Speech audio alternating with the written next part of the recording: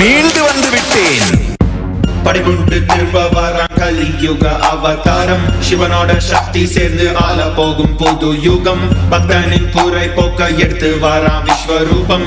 கருணையே குருவாய் வந்த நித்யானந்த பரமசிவம். படிகுண்டு திரும்ப வரான் கலியுக அவதாரம். சிவனோட சக்தி சேர்ந்து ஆள போகும் புது யுகம். பக்தனின் குறை போக்க எடுத்து வாரான் விஸ்வரூபம்.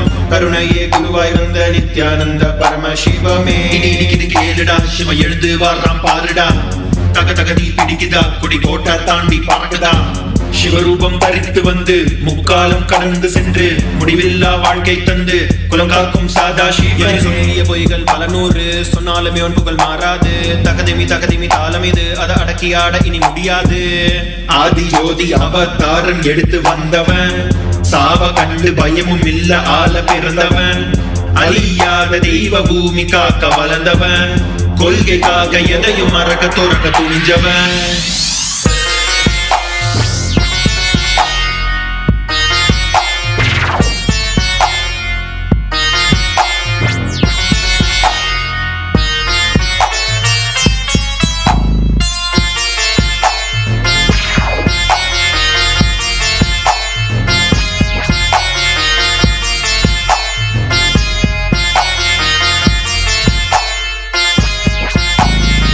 சைவினமே பெற்ற புல்ல செந்தமிழும் நாவில் துள்ள. பாதையில தடைகள் பால தகதெறிந்து உலகை வெல்ல. வைகையே வறண்ட போதும் வாழ்வினமே வீழ்ந்த போதும் வரலாறே மறைந்த போதும் வணங்காத சொக்கநாதன் அப்ப நித்திய துணையும் இருக்க தோல்வியே இல்லை. அவன் பாசத்துக்கு ஈடு இணை எதுவுமே இல்லை. என் அப்பனே நீ வந்துட்ட, என் துக்கத்தை எல்லாம் போக்கிட்ட. என் சிவனே நீ வந்துட்ட, வெண்டு வரம் எல்லாம் தந்துட்ட. நீ கடந்து சென்ற பாதையில் தங்க கோவில் கட்டியாளுற ஒரு வரமும் நீ தரணும். உன் மூச்சு காற்றுல வாழணும். வாழ்வின் கீதம் அது நித்யானந்தமே.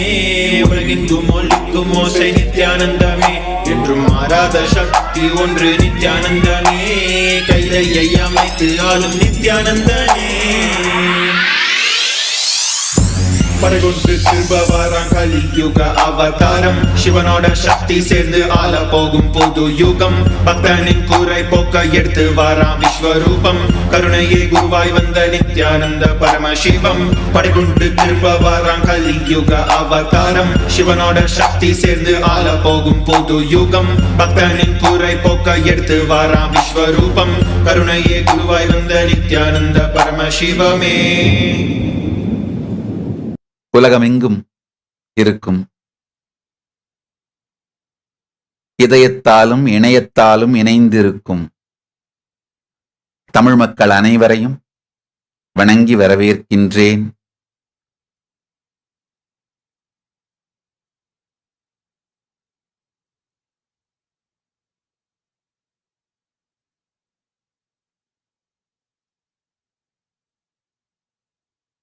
அன்பர்கள், பக்தர்கள், சீடர்கள், உலகெங்கும் அமர்ந்திருக்கும்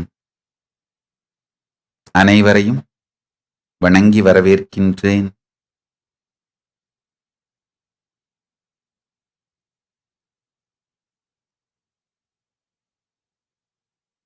மகா கைலாசத்திலிருந்து பரமசிவன் நேரடியாக நமக்கு வழங்கும் சத்தியம், சமாதி பழகுங்கள்.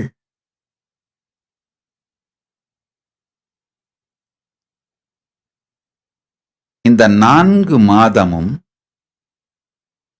நாமும் நிர்விகல்ப சமாதி, அன்கிளச்சிங் சமாதி தியான முறையை பழகி மற்றவர்களுக்கும் கொண்டு சென்று சேர்ப்போம்.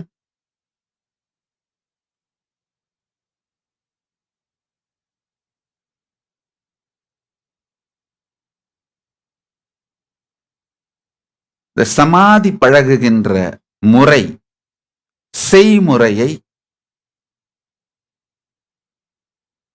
பல சத்சங்கங்களாக ஏற்கனவே அளித்திருக்கின்றேன்.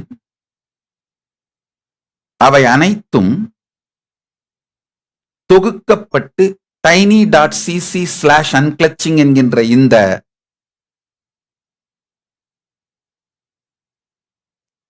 இணையதள முகவரியில் கிடைக்கின்றது. இலவசமாக. நீங்கள் எல்லோரும் இதை பார்த்து நீங்களே கடைபிடிக்க துவங்க முடியும். ஒரு நாளைக்கு 21 நிமிஷம் பிராக்டிஸ் பண்ணா போதும். 21 நிமிடம் மட்டும்தான் தேவை. நீங்கள் சமாதி பழக துவங்குங்கள்.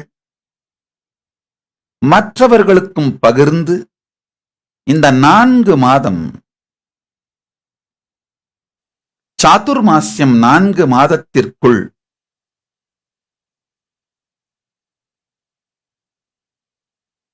ஒரு கோடி பேராவது சமாதி பழகுவதற்காக அவர்களை வளப்படுத்துங்கள்.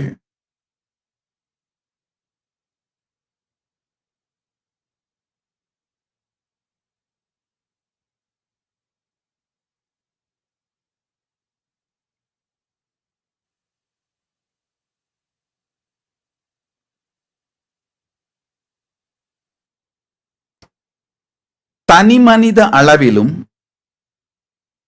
சமூக அளவிலும் உலக அளவிலும் மிகப்பெரிய மாற்றங்களை, நல்ல மாற்றங்களை சமாதி பழகுவதனால் நம்மால் கொண்டு வர முடியும். நன்றாக புரிந்து கொள்ளுங்கள்.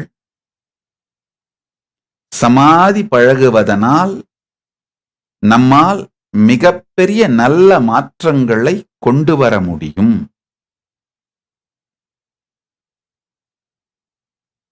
நமக்கும் நன்மை செய்ய முடியும், உலகத்திற்கும் நன்மை செய்ய முடியும்.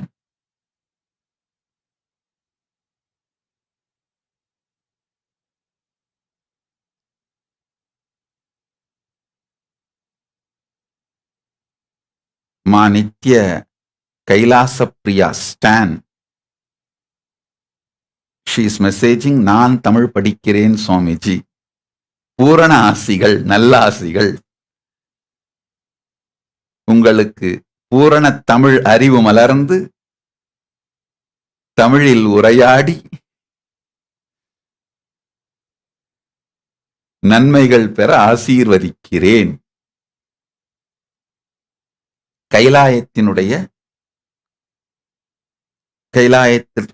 இருக்கின்ற கைலாசவாசிகள் உள்ளுக்குள் உரையாடுவதற்கு, நம்ம கைலாசவாசிகள் ஒருவருக்கொருவர் பேசிக் கொள்ளுகின்ற மொழியாக தமிழையும், கைலாசவாசிகள் வேற்று நாட்டவர்களோடு பேசுகின்ற மொழியாக ஆங்கிலத்தையும், வேற்று கிரகத்தில் இருக்கின்ற, வேற்று மண்டலத்தில் இருக்கின்ற தேவர்கள், முனிவர்கள், சித்தர்கள், ரிஷிகள் இவர்களோடு உரையாடுவதற்கு சம்ஸ்கிருதத்தையும் மொழியாக வைத்திருக்கின்றோம். அதனால கைலாசம் மும்மொழி கொள்கையை கடைபிடிக்கிறது. கைலாசவாசிகளாக மாற விரும்பும் அனைவரும்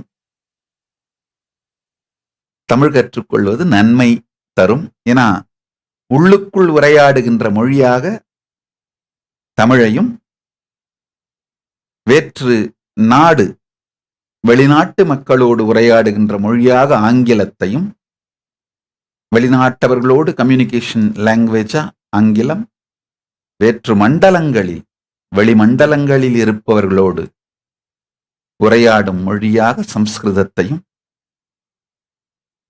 வைத்திருக்கின்றோம். அதனால கைலாச பிரியா ஸ்டான், I'm so happy you are learning Tamil. Blessings.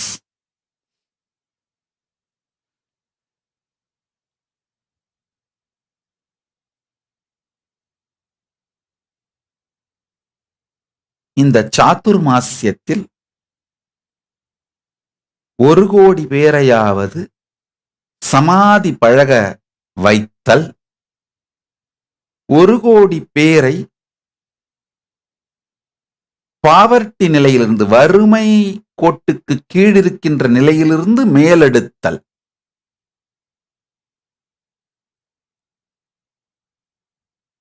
இந்த மாதிரி மொத்தம் 21 ப்ராஜெக்ட்ஸ் முறையாக விதிமுறைகளோடு தொகுத்து முடித்து விட்டோம். அதை நீங்க இன்னும் 1 or 2 daysல சோஷியல் மீடியால பப்ளிஷ் பண்ணிடுவோம். யார் வேண்டுமானாலும் இதில் பங்கு கொள்ளலாம்.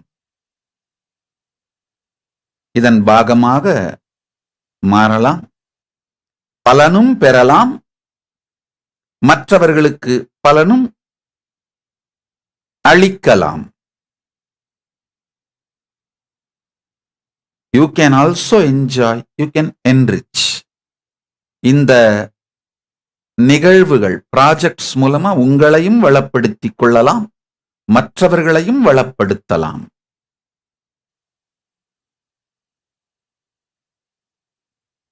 ஒரு கோடி பேருக்கு பகவத்கீதை வழங்கும் செயல். ஏற்கனவே தமிழ், ஆங்கிலம் மற்றும் பல மொழிகளில் பகவத்கீதை புத்தகங்கள் அச்சிடப்பட்டு பல ஆசிரமங்களில் கிடைக்கின்றது. இலவசமாக நீங்கள் பெற்றுக்கொள்ளலாம், இலவசமாக மற்றவர்களுக்கு அதை அளிக்கலாம். தயவு செய்து வீணாக்க வேண்டாம். இலவசமாக கிடைக்கிறது என்பதற்காக வீணாக்க வேண்டாம். நீங்க kailasa.org இணையதள முகவரிக்கு, இமெயில் முகவரிக்கு இமெயில் அனுப்பினால், உங்கள் தொலைபேசி எண்ணுடன் இமெயில் அனுப்பினால் உங்களை தொடர்பு கொண்டு நம்முடைய சந்நியாசிகளும் பக்தர்களும்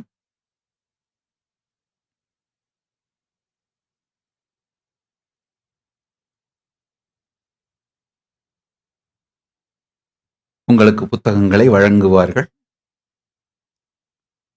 எந்த நாட்டில் நீங்கள் வேண்டும் என்று நினைக்கிறீர்களோ அந்த நாட்டினுடைய கைலாசம் உங்களை தொடர்பு கொள்ளும். இமெயில் அனுப்பலாம்.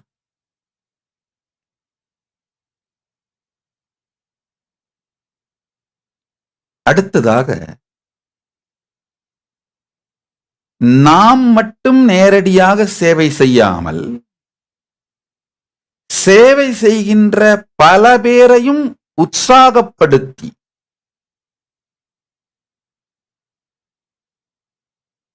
அவர்களுக்கு விருதுகள் வழங்குவதன் மூலமாக, பொருளாதார உதவிகள் வழங்குவதன் மூலமாக அவர்களுடைய சேவையை உற்சாகப்படுத்தி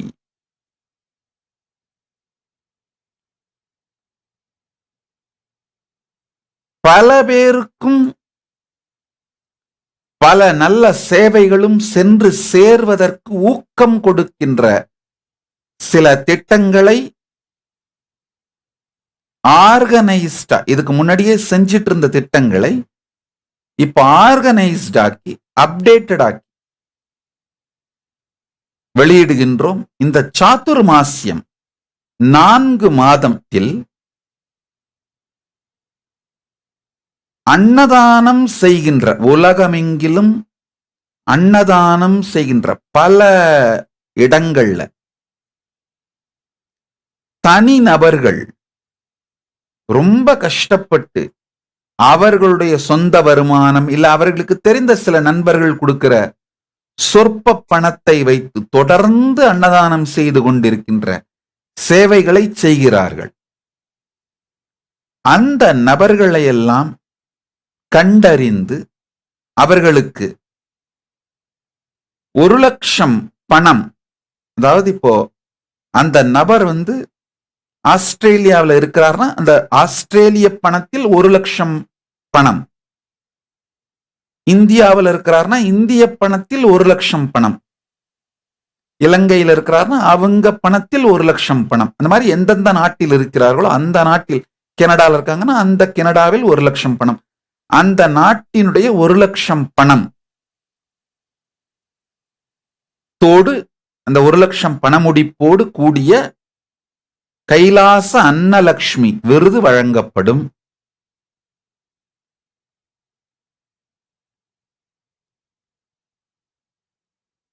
இப்போ கைலாசத்தின் அன்பர்கள், பக்தர்கள் மட்டுமில்லாம பொதுமக்கள் கூட யாரை வேண்டுமானாலும் இந்த விருதுக்காக நீங்க நாமினேட் பண்ணலாம். நாமினேஷன் பண்றது பெரிய ப்ராசஸ் இல்ல. இந்த kailasa.org இமெயிலுக்கு யாரை நீங்க நாமினேட் பண்ணணும்னு நினைக்கிறீங்களோ அந்த அன்னதானம் பண்றவங்க அவங்களுடைய பேரு, விவரம், தொலைபேசி எண் சேர்த்து அனுப்பிட்டீங்கன்னா போதும். நாங்கள் அவர்களை தொடர்பு கொண்டு அந்த விருதை வழங்குவதற்கான ஏற்பாடுகளை செய்வோம். இதுல ரெட் டேப்பிசம், பியூரோக்ரசி எதுவும் இல்லாமல் 2 தொடர்புகள், அதாவது 2 இமெயிலுக்குள்ள 2 போன் காலுக்குள்ளேயே அந்த விருது வழங்குகிற முடிவு எடுத்து விடப்பட வேண்டும். அப்படித்தான் கைலாசத்துக்கு உத்தரவு இடப்பட்டிருக்கிறது. contact@kailasa.org இந்த இணையதளத்திற்கு நீங்கள்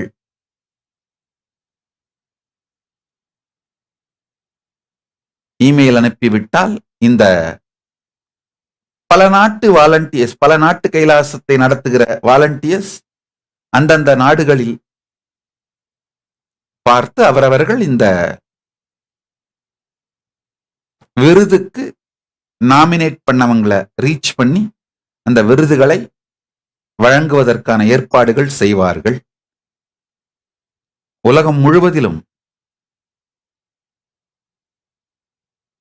அன்னதானம் செய்கின்ற 1000 பேரை கண்டறிந்து 1,00,000 பணத்தோடு கூடிய கைலாச அன்னலட்சுமி விருது வழங்கப்படும். 2வது, இந்த குறைந்த விலைக்கு உணவை அளிக்கின்ற 1 ரூபாய்க்கு இட்லி, 1 ரூபாய்க்கு வடை, 1 ரூபாய்க்கு டீ, இந்த 2 ரூபாய்க்கு 3 ரூபாய்க்கு தோசை அப்படின்லாம் கொடுக்குறாங்க பாருங்க. ஈவன் 10 ரூபாய்க்கு தோசை கொடுத்தால் கூட அது மிகப்பெரிய சேவை இந்த விலைவாசி விற்கின்ற விலைக்கு இந்த காலகட்டத்தில். இது போன்ற நபர்களை எல்லாம் கண்டறிந்து 1000 பேருக்கு இந்த சாதுர்மாசியத்தில் மட்டும் 1,00,000 பணத்தோடு கூடிய அன்னதாதா விருது. இந்த அன்னதான சேவைகளை பொறுத்தவரை செய்கின்றவர்கள் எந்த ஜாதி மதத்தைச் சேர்ந்தவர்களாகவும் இருக்கலாம். பலன் எல்லோருக்கும் கிடைப்பவர்களாக இருக்கலாம். அதாவது பலன் பெறுபவர்கள், இந்த அன்னதானம் பெறுபவர்கள் எந்த ஜாதி மதத்தைச் சேர்ந்தவராகவும் இருக்கலாம். இந்த சேவையை செய்பவர்களும் எந்த ஜாதி மதத்தைச் சேர்ந்தவர்களாகவும் இருக்கலாம்.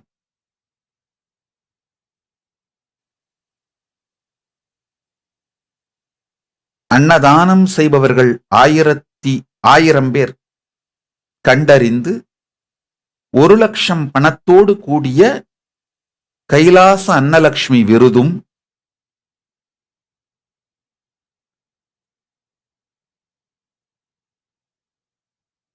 குறைந்த விலைக்கு உணவளிக்கின்ற பல கிராமங்கள் இப்பெல்லாம் யூடியூப்ல நிறைய பேர் போடுறாங்க. 1 ரூபாய்க்கு இட்லி கொடுக்குறாங்க, 2 ரூபாய்க்கு இட்லி கொடுக்குறாங்க, வெறும் 3 ரூபாய்க்கு தோசை கொடுக்குறாங்க, 1 ரூபாய்க்கு வடை கொடுக்குறாங்கலாம். எவ்வளவு பெரிய சேவை தெரியுமா இதெல்லாம்? மக்களுடைய பசி போக்குதல்.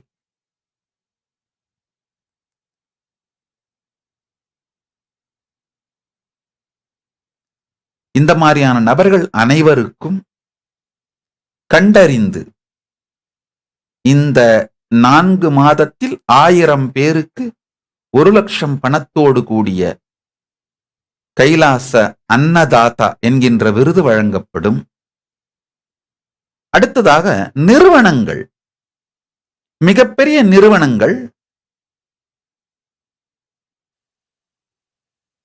தொடர்ந்து அன்னதானம் செய்கிறார்கள். ஒரு குறிப்பிட்ட இடத்திலே அன்னதானம் செய்கிறார்கள். அது போன்ற நிறுவனங்களுக்கு ஒரு முக்கியமான நெட்வொர்க்கிங் சேவை, எந்த விதமான கமிஷனும் சர்வீஸ் சார்ஜஸும் இல்லாத நெட்வொர்க்கிங் சேவையை செய்ய போகின்றோம். அப்படின்னா என்னன்னா, கடந்த 27-28 ஆண்டுகள் 1994 இன்று வரை நானும் கைலாசத்தின் பக்தர்களும் சீடர்களும் ஒன்று சேர்ந்து உலகம் முழுவதும் கடும் உழைப்பினாலும் தியாகத்தினாலும் 140 நாடுகளில் சட்டப்படியான அங்கீகரிக்கப்பட்ட கைலாசாஸோட லெஜிட் பாடிஸை உருவாக்கி இருக்கும். அதுல 120 நாடுகள்ல சேரிட்டி ஸ்டேட்டஸ் வாங்கியிருக்கோம். சேரிட்டி ஸ்டேட்டஸ் தமிழ்ல எக்ஸாக்டா என்ன வார்த்தைன்னு தெரியல. சேரிட்டி ஸ்டேட்டஸ்னு பொதுவா சொல்லுவாங்க. இதுல பல நாடுகள்ல ரிசீவரா மட்டும் இல்லாம ரிசீவிங் ஏஜென்டாவும் இருக்கிறதுக்கான legit status, legal status obtained பண்ணியிருக்கோம். அதாவது நாங்கள் நன்கொடை பெறுவது மட்டுமல்லாமல் நாங்கள் மற்றவர்களுக்கும் நன்கொடைகளை வாங்கி கொடுக்கலாம், அந்த நன்கொடைகளுக்கும் வரி விலக்கு உண்டு அப்படின்ற அந்த லீகல் ஸ்டேட்டஸ பல நாடுகள்ல பெற்றிருக்கின்றோம். இந்த நெட்வொர்க்க எந்த விதமான சர்வீஸ் சார்ஜஸோ கமிஷனோ இல்லாமல் நிறுவனப்படுத்தி அன்னதானம் செய்கின்ற நிறுவனங்களுக்கு வழங்குகின்ற செயல் பண்ண போறோம். அப்படின்னா என்னன்னா, ஒரு உதாரணம் சொல்றேன். யாராவது ஒருத்தர் மலேசியாவிலோ இல்ல மதுரையிலேயோ காசியிலேயோ ஒரு நிறுவனத்தை உருவாக்கி தினந்தோறும் அன்னதானம் பண்றீங்கன்னா, உங்கள் நாட்டில் நீங்க சேரிட்டி ஸ்டேட்டஸ் வாங்கி இருக்கணும், வெளிநாட்டு பணம் பெறுவதற்கு அனுமதி வாங்கி இருக்கணும். அந்த மாதிரி பெற்ற நிறுவனங்களை எங்களுடைய வெப்சைட்ல, எங்களுடைய ஆர்கனைசேஷனுடைய வெப்சைட்ல உங்க லிங்க போட்டு பொதுமக்கள் யார் உங்களுக்கு பணம் கொடுத்தாலும் நேரடியா உங்களுடைய வங்கிக்கே அது வந்து சேர்ந்துரும். இந்த மாதிரி நிறுவனங்களுக்கு கைலாச அன்னபூரணி விருது அளிக்கின்றோம். நிறுவன மயமாக தொடர்ந்து அன்னதானம் செய்பவர்களுக்கு கைலாச அன்னபூரணி. இதுல என்னன்னா, உதாரணத்துக்கு சுவிட்சர்லாந்துல இருக்கிற ஒரு அன்பர் காசியில் அன்னதானம் பண்ணணும்னு நினைச்சாருன்னா, கூகுள் பண்ணாருன்னா உங்களுடைய நிறுவனம் மேல வரும். எங்க கைலாச இன்ஃப்ராஸ்ட்ரக்சர் மூலமா அவர் டொனேட் பண்ணா நேரடியா அது உங்களுடைய பேங்க்குக்கு போயிடும். ஆனா அந்த பணத்தை, வெளிநாட்டு பணத்தை வாங்கறதுக்கான லீகல் ஸ்டேட்டஸ் இப்ப இந்தியாவை பொறுத்த வரைக்கும் ATG அப்புறம் FCRA கிளியரன்ஸ், இந்த ரெண்டு FCRA ஸ்டேட்டஸ் இந்த ரெண்டும் இருக்கணும். மலேசியாவுக்கு அது மாதிரி ஒரு சில விதிகள் இருக்கு. அந்தந்த உள்நாட்டு விதிகள் படி நீங்கள் அதை பெறுவதற்கான சட்ட ரீதியான தகுதி உடையவர்களாக இருந்தால் கனெக்ட் பண்ணி உங்களுக்கு அதை வாங்கி கொடுத்துருவோம். ரெண்டாவது, ஆக்சுவலா அது டைரக்டா உங்க வங்கி கணக்குக்கே போயிடும். இப்ப யூடியூப் இந்த சேவை பண்ணும்போது சர்வீஸ் சார்ஜ் 30% எடுத்துப்பாங்க. சில நிறுவனங்கள் இந்த சர்வீஸ் சார்ஜ் எடுத்துப்பாங்க. நாங்க எந்த விதமான சர்வீஸ் சார்ஜோ கமிஷனோ இல்லாமல் பக்தர்கள் கொடுக்கின்ற, அன்பர்கள் கொடுக்கின்ற பணம் நேரடியாக உங்களுக்கு முழுமையாக போய் சேர்ந்து விடும். உங்களுடைய நாங்க ஒரு பாலமாக மட்டும் இருக்கின்றோம். நாங்க ஏற்கனவே கைலாசத்துக்காக கட்டிய இன்ஃப்ராஸ்ட்ரக்சரை உலகத்தில் இருக்க எல்லா சேவை நிறுவனங்களுக்கும் திறந்து விடுவது என்கின்ற முடிவெடுத்து இருக்கின்றோம். இந்த சாதுர்மாசியம் 4 மாதத்தில் 1000 நிறுவனங்களை இது மாதிரி கைலாச அன்னபூரணி விருதளித்து அவர்களுக்கு உலகம் முழுவதிலிருந்தும் நன்கொடை பெற்றுக் கொள்வதற்கான வசதிகளை செய்து தருவோம். அடுத்தது, இந்து மதத்திற்காக உழைத்து இந்து மத சேவைகளை செய்து கொண்டிருக்கும் பொழுதே ஏதாவது ஒரு காரணத்தினால் விபத்து போன்றவைகள் ஏற்பட்டு உயிரிழந்தவர்கள் மற்றும் காயமடைந்தவர்களுக்கு பண உதவியும் பொருளாதார உதவியும் விருதும் வழங்குதல். இப்போ உதாரணத்துக்கு தஞ்சாவூர்ல இந்த கோவில் திருவிழாவின் பொழுது ஒரு விபத்து ஏற்பட்டு சில பேர் இறந்து விட்டார்கள், சில பேர் காயமடைந்தார்கள். அவர்களுக்கு ஒரு சிறு நன்கொடைய, சிறு உதவியாக 10,000 ரூபாய் ஒரு அந்த குடும்பத்தினருக்கு ஆறுதலுக்காக கொடுத்து ஒரு சிறு விருது கொடுத்தோம். இப்ப அதை மேம்படுத்தி 1,00,000 பணமாக மாற்றி இந்து மதத்திற்காக சேவை செய்கின்றவர்கள் சேவை காலத்திலேயே அகால மரணம், விபத்து அல்லது எந்த காரணத்தினால் மரணமடைந்தாலும் அல்லது காயமடைந்தாலும் அவர்களுக்கு விருதுகள் வழங்குகின்ற, நம்பிக்கை தருகின்ற, ஆறுதல் தருகின்ற, அவர்கள் குடும்பத்திற்கு ஆறுதல் தருகின்ற, யாராவது இறந்து விட்டால் அவர்கள் குடும்பத்திற்கு ஆறுதல் தருகிற, காயமடைந்தவர்களுக்கு அவர்களுக்கு மருத்துவ செலவு மற்றும் அடிப்படை உதவி செய்கின்ற விதமாக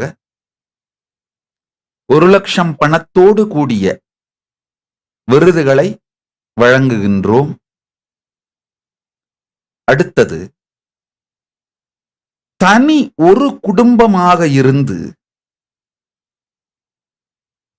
வாழ்வாதாரத்திற்கு மிகவும் கஷ்டப்பட்டு, ஆனால் தங்கள் பாரம்பரிய கடமையை விடக்கூடாது என்று கிராம கோவில்களில் இருக்கின்ற சிவாச்சாரிய பெருங்குடி மக்கள், வைணவ ஆலயங்களில் இருக்கின்ற பட்டாச்சாரிய பெருங்குடி மக்கள், ஏழ்மையான நிலையில் இருக்கின்ற கிராம கோவில் பூசாரிகள், இவர்களையெல்லாம் கண்டறிந்து இந்த 4 மாதத்தில் குறைந்தபட்சம் 1008 பேருக்கு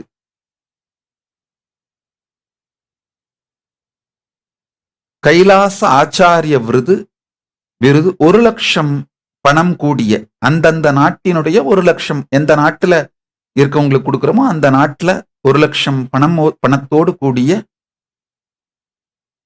கைலாச ஆச்சாரிய விருது வழங்கப்படும். அதற்கடுத்து இப்போ கோவில் பூஜை செய்கின்ற திருமேனி தீண்டுவார், அவங்களுக்கு வழங்கப்படுற விருது ஒண்ணு. அதுக்கு அடுத்ததாக பல கிராமங்களில் தனி ஆளாக இந்த தேவாரம், திருவாசகம் கற்றுக் கொடுத்தல், திருப்பாவை, திருவம்பாவை போன்றவைகளை சொல்லுதல், ராமாயணம், மகாபாரதம் போன்றவைகளை சொல்லுதல்,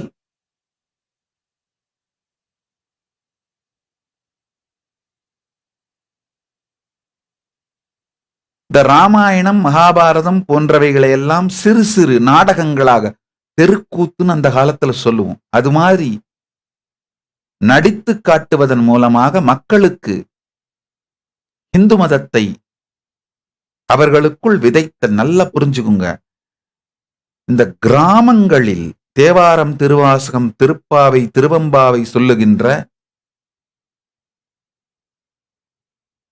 ராமாயணம், மகாபாரதம் சொல்லுகின்ற அவர்களுடைய சேவை சாதாரணமானதல்ல. அந்த மாதிரியான நபர்கள் விளைத்த விதை, அவங்க விதைத்த விதையில் வளர்ந்தவன் தான் நானே கூட. திருவண்ணாமலையில நான் பிறந்து வளர்ந்த அந்த தெரு, திருவுடல் தெருன்னு பேரு, அதோட எண்ட்ல பேகோபுர தெருவும் திருவுடல் தெருவும் சேர்ற அந்த இடத்துல திரௌபதி அம்மன் கோவில் ஒண்ணு இருக்கு. அந்த காலத்துல ரொம்ப சின்ன கோவில், இப்பதான் கொஞ்சம் பெருசா கட்டியிருக்காங்க. ரொம்ப சின்ன கோவில். வயதானவர் ஒரு 4-5 பேர் வந்து வருடா வருடம் தவறாமல் ராமாயண மகாபாரதம் சொல்லுவாங்க. அதிகம் பேர்லாம் கேட்கறது கூட மாட்டாங்க. மொத்தமே 10 பேர் தான் இருப்பாங்க. அதுல மேடையில் 5 பேர் இருப்பாங்க, கீழே ஒரு 5 பேர் உட்கார்ந்து இருப்பாங்க, அவ்வளவுதான். பகல்ல ராமாயணம் அல்லது மகாபாரதம் ரெண்டுமே, அதாவது அந்த மே மாசம் கோடை விடுமுறை நேரத்துல, சித்திரை மாசம் அந்த காலகட்டத்துல மகாபாரதம் சொல்வார்கள், மார்கழி மாதம் ராமாயணம் சொல்வார்கள். எனக்கு நல்ல நினைவு இருக்கு. காலையில கதை சொல்வார்கள், சாயந்தரம் அதே பெரியவங்களே வேஷமெல்லாம் போட்டுக்கிட்டு நாடகமாக, தெருக்கூத்தாக நடத்துவார்கள். அவர்கள் எல்லாம் அவர்களுடைய தியாகங்கள், சேவைகள், அவர்கள் எல்லாம் இந்து மதத்திற்கு செய்கின்ற சேவைகள் அளப்பரியது.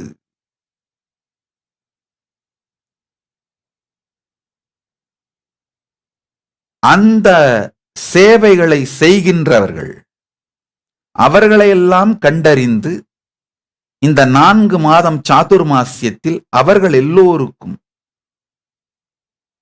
குறைந்தபட்சம் 1000 பேருக்காவது 1,00,000 பணத்தோடு கூடிய கைலாச ஞான சிரோமணி விருது வழங்குகின்றோம்.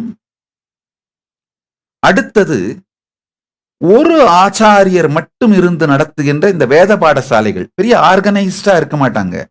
தனி ஒருத்தரா உட்கார்ந்து ஒரு 3-4 குழந்தைங்க 10 குழந்தைங்களுக்கு வேதம் சொல்லிக் கொடுப்பாங்க.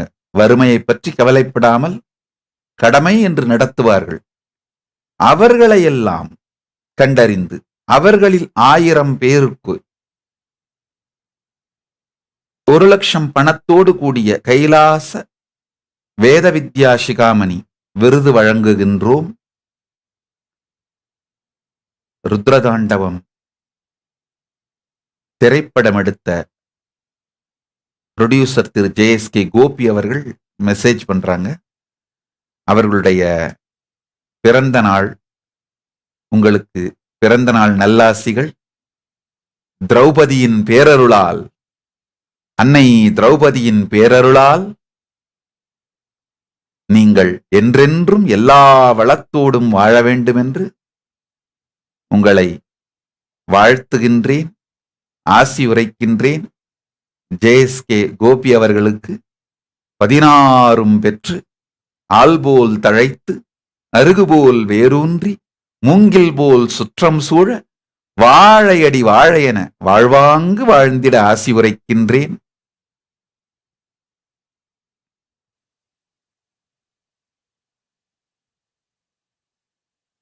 அடுத்ததாக, ஹிந்து மதம் சார்ந்த சேவைகள் செய்கின்ற யூடியூப் விளாகர்ஸ், கோவில்களை பத்தி, இந்து ஆலயங்களை பத்தி போய் விசிட் பண்ணிட்டு அதை பத்தி வீடியோ போடுறாங்க இல்லையா யூடியூப்ல. அப்புறம் இந்து சமயம் பத்தி சிறு சிறு செய்திகள் இந்த மாதிரிலாம் தொகுத்து வழங்குறாங்க இல்லையா. யூடியூப் மூலமாக, சோசியல் மீடியா மூலமாக இந்து மதத்தை பரப்புகின்ற அது மாதிரி ஒரு 1008 பேரை ஐடென்டிஃபை பண்ணி அவர்களுக்கும் 1,00,000 பணத்தோடு கூடிய கைலாச விருது வழங்குகின்றோம். இப்போ இது எல்லாமே பொதுமக்கள் யாரு வேணா நாமினேட் பண்ணலாம். இந்த ஒவ்வொரு கேட்டகரியிலையும் 1000 பேரை கண்டறிந்து 1,00,000 பொன்னோடு 1,00,000 இந்த உள்நாட்டு பணத்தோடு கூடிய விருது இந்த 4 மாதங்களுக்குள் வழங்கப்பட்டுவிடும். ஒரு கேட்டகரியிலையும் 1000 பேர்.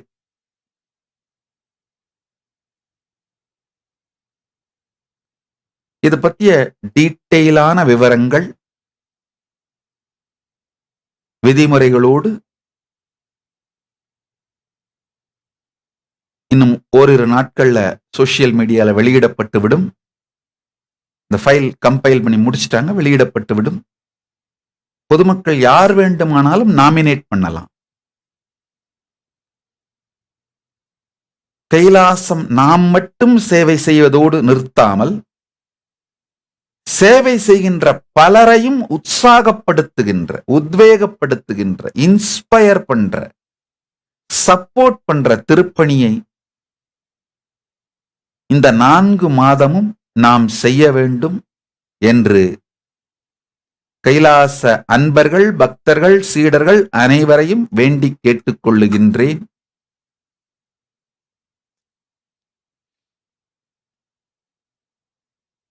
இதுல இன்னும் சில கேட்டகரி கூட சேர்த்திருக்கோம். இந்த 1 ரூபாய்க்கு மருத்துவம் பார்க்கறது, 10 ரூபாய்க்கு மருத்துவம் பார்க்கறது, அந்த மாதிரி பல வைத்தியர்கள் இன்னமும் இந்தியா, இலங்கை, மலேசியா போன்ற நாடுகள்ல இருக்காங்க. நேபாள், அது 10 ரூபாய்க்கு வைத்தியம் பார்க்கிறது. இன்னமும் இருக்காங்க.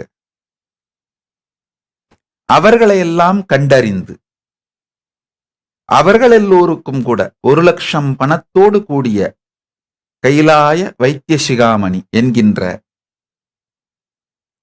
விருது வழங்க வேண்டும், வழங்கப்படும்.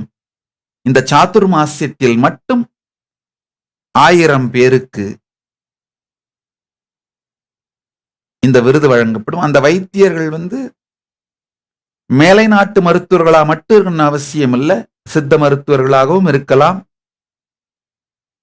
அந்தந்த உள்நாட்டில் கடைபிடிக்கக்கூடிய அந்த மருத்துவ முறைகள், அந்த நாடு அங்கீகரித்த எந்த மருத்துவ முறையாக இருந்தாலும் அதை கடைபிடிக்கின்ற, மக்களுக்கு சேவை செய்கின்ற மருத்துவர்களை கண்டறிந்து அவர்களுக்கு விருது வழங்கப்படும். கைலாசவாசிகள், கைலாச அன்பர்கள் அனைவரும் இந்த சாதுர்மாசியம் 4 மாதமும் தயவு செய்து உலகம் முழுவதும் இது போன்ற சேவை செய்பவர்களை எல்லாம் கண்டறிந்து அவங்களை இந்த விருதுகளுக்கு நாமினேட் பண்ணணும் அப்படின்னு வேண்டுகோள் விடுக்கின்றேன். நீங்க நாமினேட் பண்ணா போதும், நம்முடைய சன்னியாசிகள், நம்முடைய பெரிய சன்னியாச படை வச்சிருக்கோம் இல்லையா, அந்த படை சன்னியாசிகள் அவங்கள ரீச் அவுட் பண்ணி அந்த விருதுகள் அவர்களுக்கு போய் சேருகின்ற வேலையை செய்வார்கள்.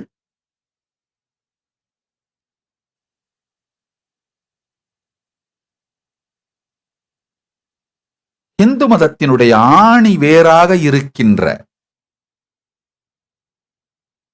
கண்ணுக்கு தெரியாத அடித்தட்டு நிலையில் இந்து மதத்துக்காக சேவை செய்து கொண்டிருக்கின்ற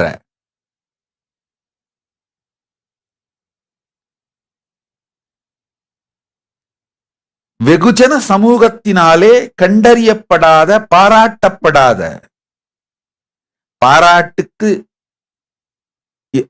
ஒரு பாராட்டுக்கான எதிர்பார்ப்பு கூட இல்லாமல், பாராட்டு வேண்டும் என்கின்ற எதிர்பார்ப்பு கூட இல்லாமல் பெரும் சேவைகளை செய்து கொண்டிருக்கின்ற தனி நபர்கள் மற்றும் சிறு சிறு நிறுவனங்களை எல்லாம் கண்டறிந்து அவர்களுக்கெல்லாம் விருது வழங்கி கௌரவித்து உற்சாகப்படுத்தி அந்த பணியை இந்த 4 மாதமும் செய்ய வேண்டும் என்று கைலாசவாசிகள், சந்நியாசிகள், கைலாசத்தோட சாவரின் ஆர்டர் ஆஃப் கைலாசா, திருக்கையிலாய பரம்பரையான சாவரின் ஆர்டர் ஆஃப் கைலாசாவிற்கு வேண்டுகோள் வைக்கின்றேன்.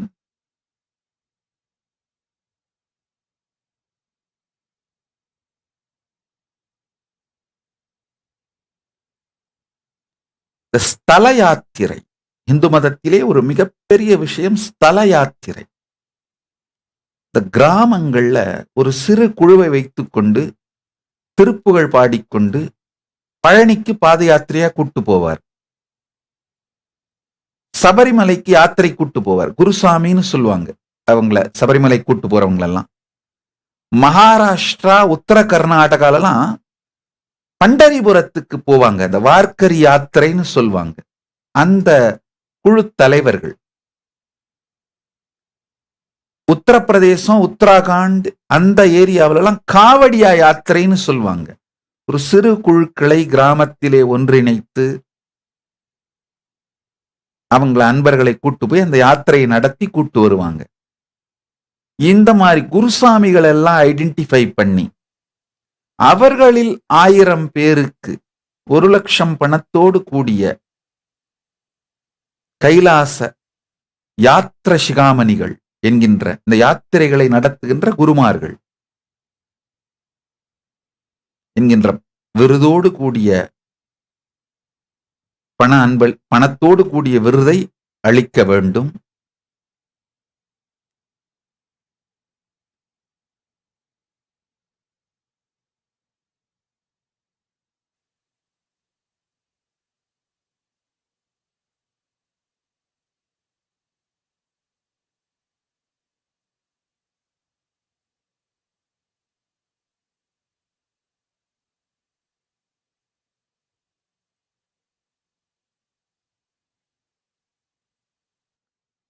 மிகப்பெரிய திருப்பணி நமக்காக காத்திருக்கின்றது.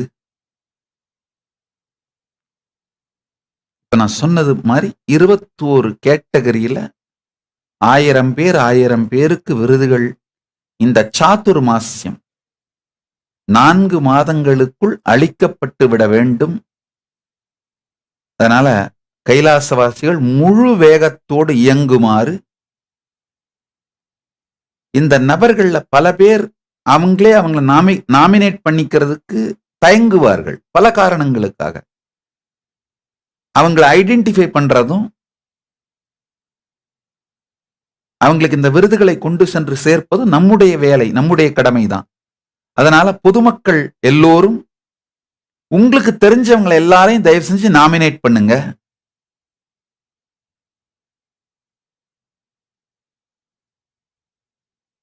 இது நிச்சயமாக இந்து மதத்தினுடைய ஆணி வேராக இருக்கின்ற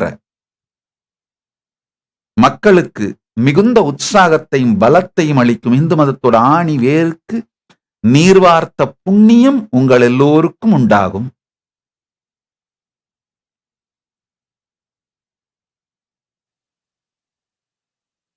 இததான் அப்கிரேடட் நியூ பிகினிங் சொல்றேன். நாம நம்முடைய புது துவக்கத்தை இப்பொழுது செய்ய வேண்டிய பொறுப்பில் இருக்கின்றோம். நாம் மட்டும் சேவை பண்ணா போதாது. இன்னொன்னு, நம்முடைய சேவை பண்றதுக்கே எல்லாருக்கும் நாம ஒருத்தராலேயே சேவை பண்ணிட முடியாது. நம்ம ஒரு ஆர்கனைசேஷனாலேயே மொத்தமா எல்லாருக்கும் சேவை பண்ணிட முடியாது. பிராக்டிக்கலா நிறைய பிரச்சனைகள் இருக்கு. உதாரணத்துக்கு ஒரு சின்ன உதாரணம் சொல்றேன்.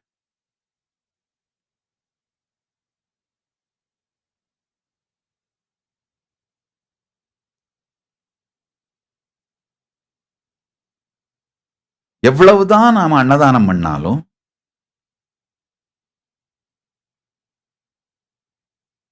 திருவண்ணாமலையில கிரிவலப்பாதையில பௌர்ணமி அன்னைக்கு அன்னதானம் பண்ணலான்னு நினைக்கிறோம். ஆனா அந்த இடம் சின்னது அப்படிங்கிறதுனால 10 லட்சம் பேர் கிரிவலம் போனாங்கன்னாலும் நம்மளால அதிகபட்சமா 10% பீப்புளுக்கு அன்னதானம் பண்ணாலே அதிகம். ஏன்னா அங்க இடம் அவ்வளவுதான் நிக்க முடியும்.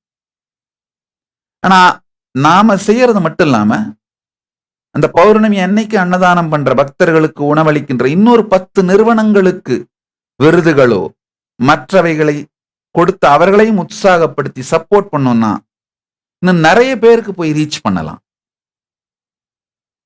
இது ஒரு சின்ன உதாரணம். இது மாதிரி பல விதங்களில் நம்முடைய சேவையை விரிவாக்கி கொண்டு அப்கிரேடட் நியூ பிகினிங் உருவாக்க வேண்டும் என்று, இந்த 4 மாதத்திற்குள் இதை செய்துவிட வேண்டும் என்று கைலாசவாசிகளை,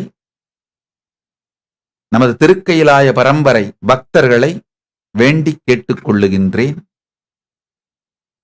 அது மட்டும் இல்லாம கொரோனா காரணத்துக்காக உலகம் முழுக்க இருக்கிற எல்லா கைலாசத்தையுமே மூட சொல்லிட்டேன். முதல்ல சொல்லி இருந்தோம். இப்போ பல நாடுகள்ல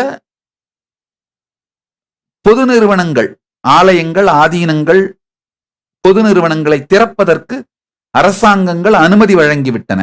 எந்தெந்த நாடுகளில் எல்லாம் திறப்பதற்கு அனுமதி வழங்கப்பட்டு விட்டதோ, ஐ திங்க் இந்தியாவில் வழங்கப்பட்டுருச்சுன்னு நினைக்கிறேன், மலேசியாவிலையும் வழங்கப்பட்டுருச்சுன்னு நினைக்கிறேன், ஆனா கனடாவிலையும் யூஎஸ்லயும் வழங்கப்பட்டு விட்டதா அப்படின்னு தெரியல எனக்கு.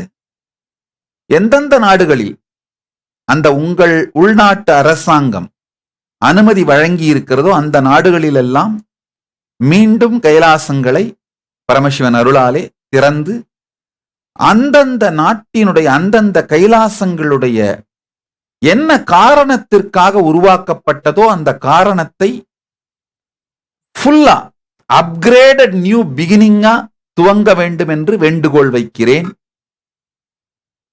உதாரணத்துக்கு ஒரு சின்ன உதாரணம் சொல்றேன்.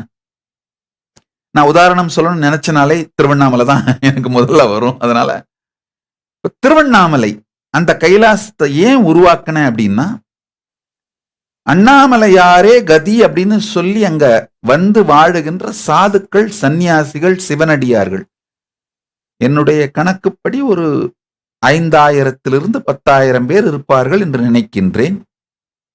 ஒரு ரஃப்பான கணக்கு. அவர்கள் எல்லோருக்குமான அடிப்படை தேவைகளை ப்ரொவைட் பண்ணணும். உணவு, குடிநீர், உடை, மருத்துவ வசதி, தங்கறதுக்கு அங்க இடம் இல்லை. ஆனா இந்த அடிப்படை தேவைகளை ப்ரொவைட் பண்ணணும் அப்படின்றதுக்காக தான் அந்த கைலாசத்தை உருவாக்கின.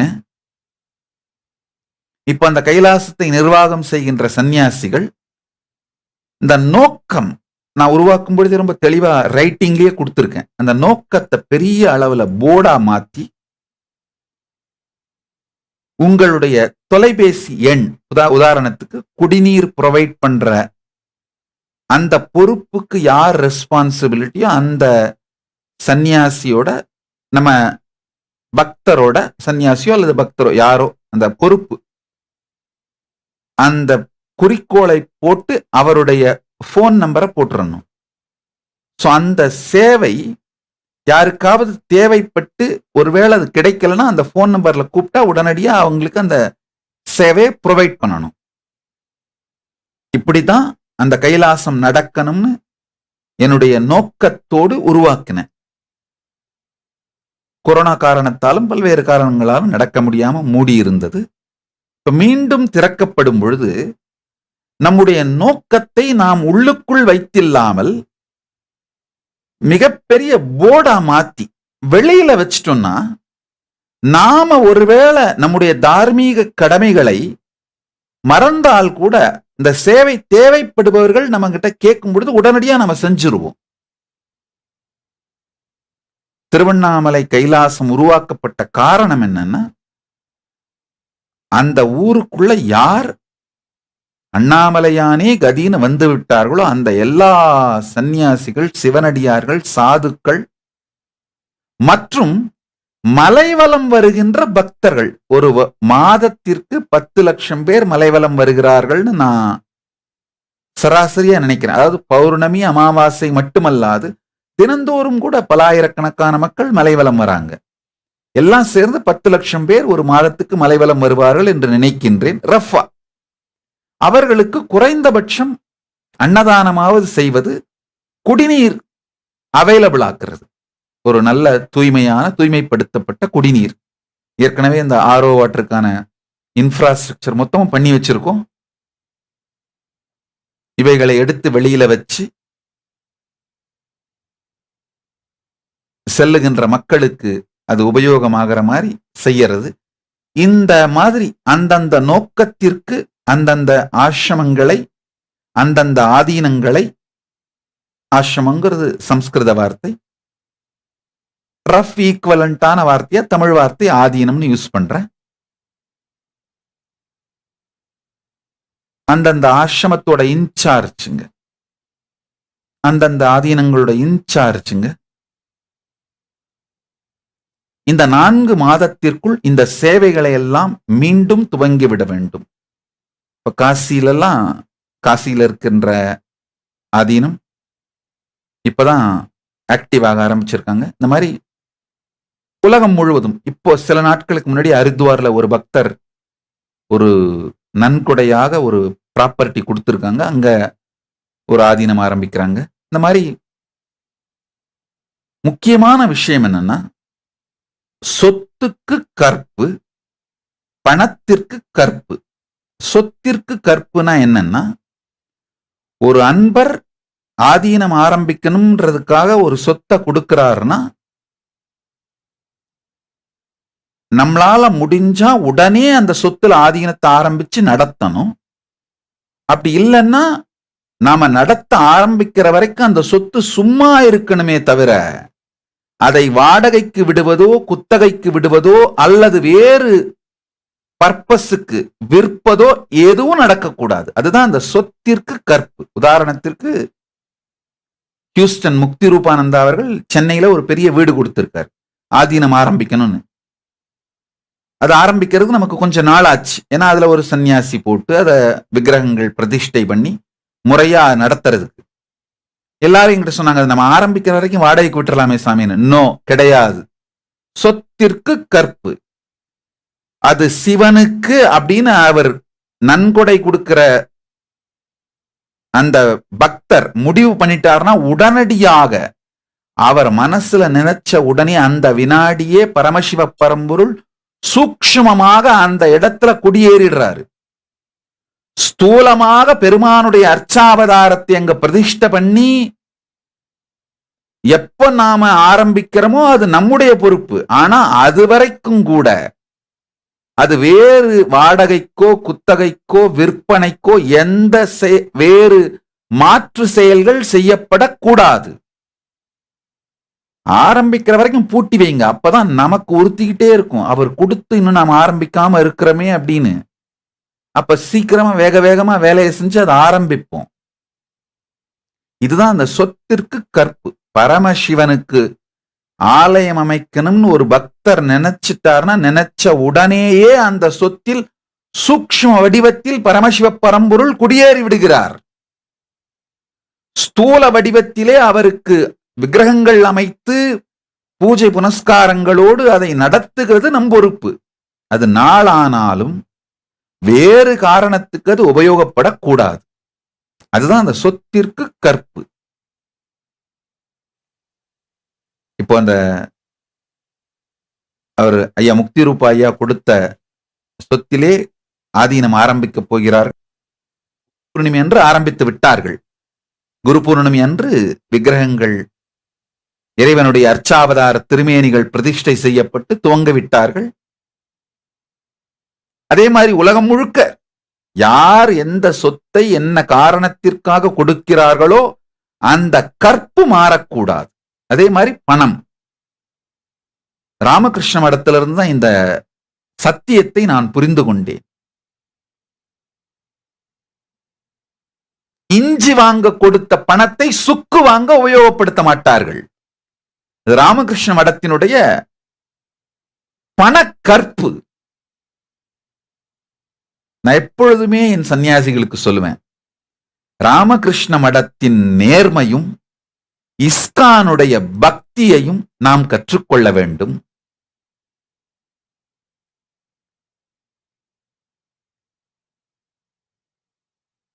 ராமகிருஷ்ண மடத்துக்குள்ள உள்ள இன்சைடரா பல ஆண்டுகள் இருந்திருக்கிறேன்.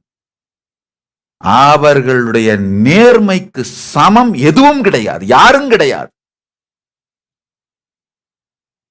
உலகத்தில் நேர்மையின் உச்சம் என்றால் அது ராமகிருஷ்ண இயக்கம் தான்.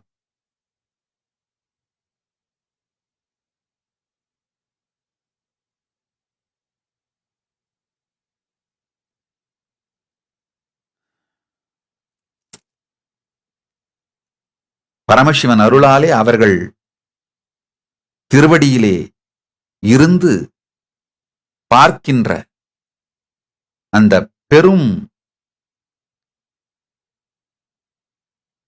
பாக்கியத்தை எனக்கு அருளினார். என்னால பேர் சொல்லி சொல்ல முடியும். சென்னை ராமகிருஷ்ண மடத்தின் தலைவராக இருக்கின்ற தவத்திரு ஸ்ரீமத் கௌதமானந்தஜி மகாராஜ் அவருடைய வாழ்க்கை, தனிப்பட்ட வாழ்க்கையை பர்சனலா அவர் பக்கத்திலேயே இருந்து பார்த்திருக்கேன். நேர்மையின் வடிவம், இன்டெகிரிட்டியோட எம்பாடிமெண்ட்.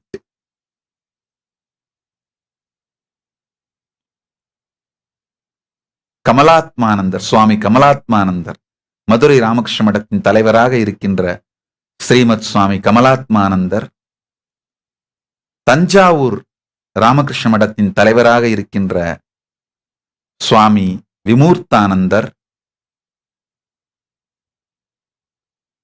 நாற்றம்பள்ளி ராமகிருஷ்ண மடத்தின் தலைவராக இருந்த சுவாமி சத்யஞானானந்தர், இவர்களெல்லாம் தனிப்பட்டு அவர்களுடைய நேரடியாக வாழுகின்ற பாக்கியத்தை நான் பெற்றிருந்தேன். பரமசிவன் அருளாலே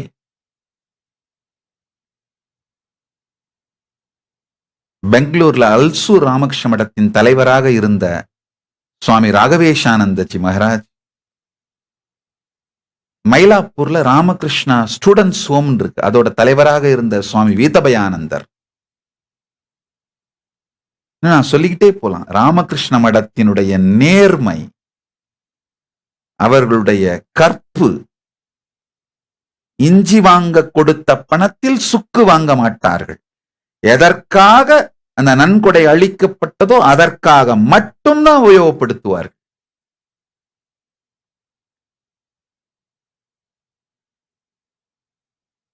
ராமகிருஷ்ண மடத்தின் நேர்மையையும் இஸ்கானுடைய பக்தியையும் என்னுடைய கைலாசவாசிகள் கற்றுக்கொண்டீர்களானால் நான் வந்த நோக்கம் முடிஞ்சிருச்சுன்னு நான் ஒரு பெரிய திருப்திக்கு வந்துருவேன்.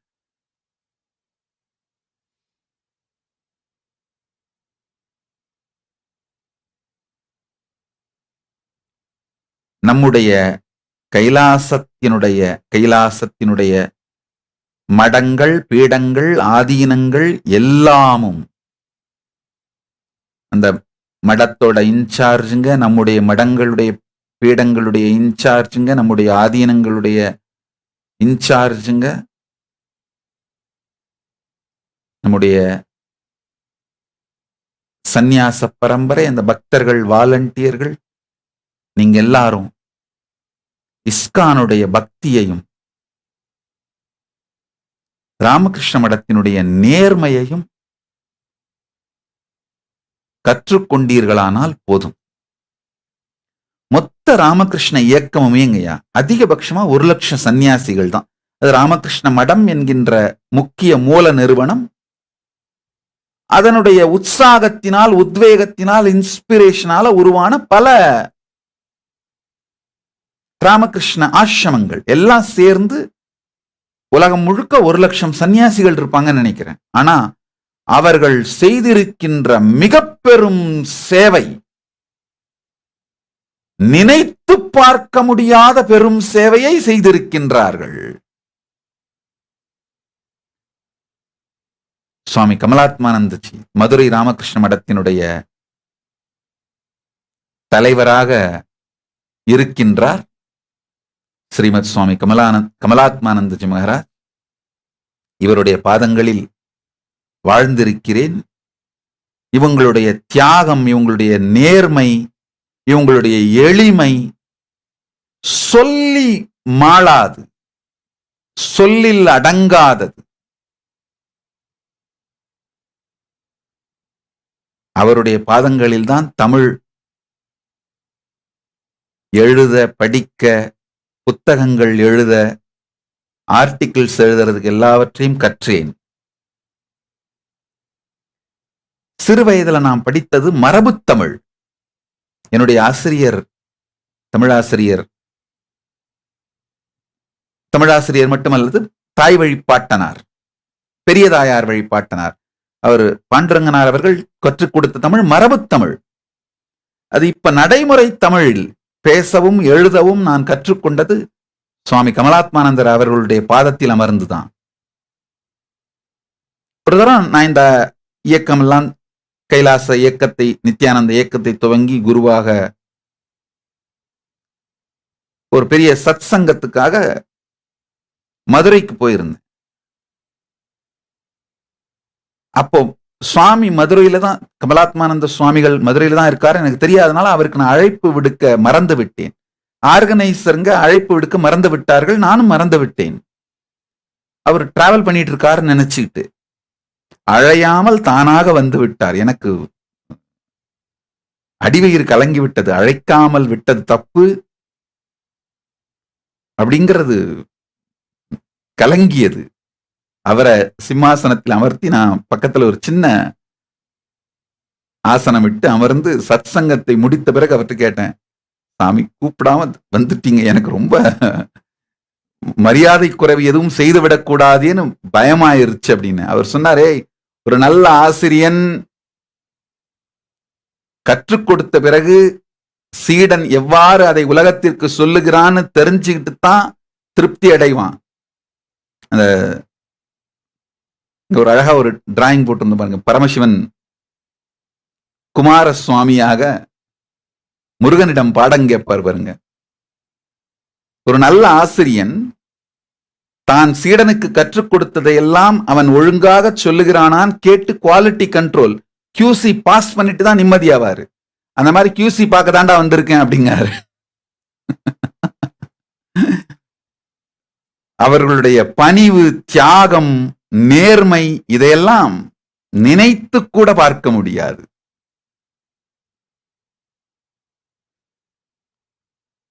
ஒழுங்கா கத்து கொடுத்ததெல்லாம் சொல்றியான்னு பாக்குறதுக்கு தான் வந்தேன்னு சொன்னார்.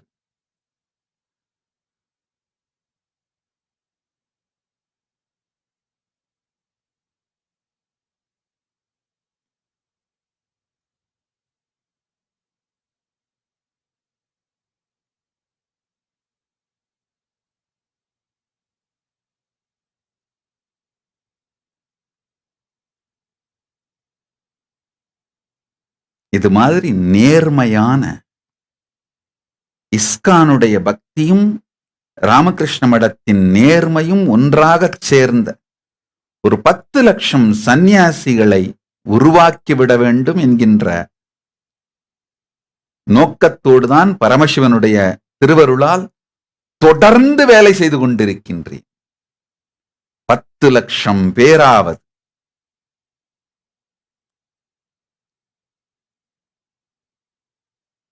சேர்ந்த ஒரு சந்நியாச படையை பரமசிவனுக்காக உருவாக்கி அவர் பாதங்களில் சமர்ப்பித்தே தீருவேன்.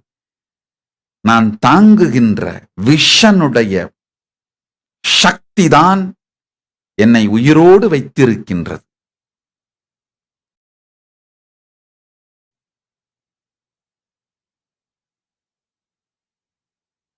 அந்த சக்திதான் என்னை இயக்குகின்றது. பரமசிவன் பேரருளால் செய்தே தீருவோம். அவருடைய திருப்பணி.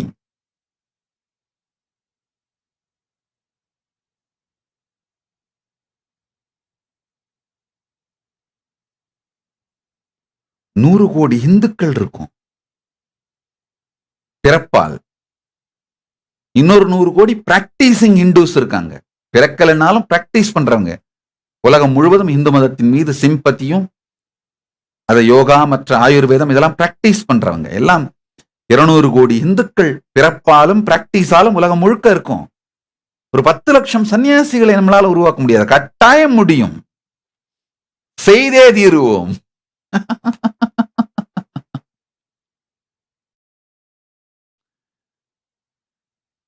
பான் ஹிந்துஸ், பிராக்டிசிங் ஹிந்துஸ் எல்லாம் சேர்ந்து கட்டாயமா 200 கோடி இருக்கும்.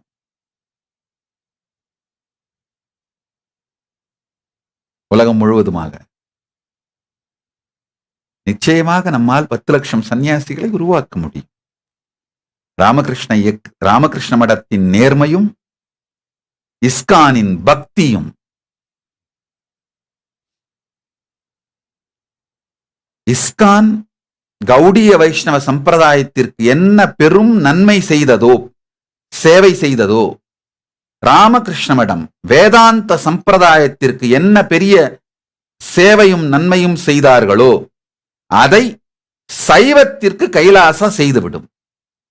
சைவத்திற்கு கைலாசம் அதை செய்தே தீரும். பரமசிவன் அருளாலே செய்தே தீருவோம்.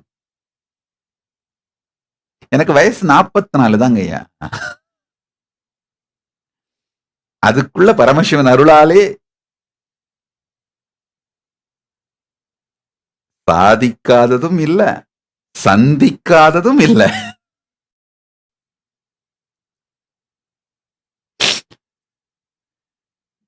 பலதையும் பிரச்சனைகளையும் சந்திக்கிறதுனால ஒரு மிகப்பெரிய ஸ்திரத்தன்மை வந்துருது.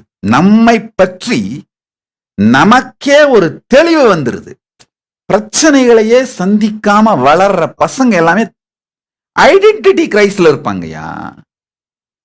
பிரச்சனைகளை சந்தித்து வளருகின்ற தலைவர்களுக்குத்தான் தன்னை பற்றி ஒரு தெளிவு இருக்கும், தன் நோக்கத்தை பற்றி ஒரு தெளிவு இருக்கும், தன் குறிக்கோளை பற்றி ஒரு தெளிவு இருக்கும். ஐடென்டிட்டி கிரைசிஸ் இருக்காது.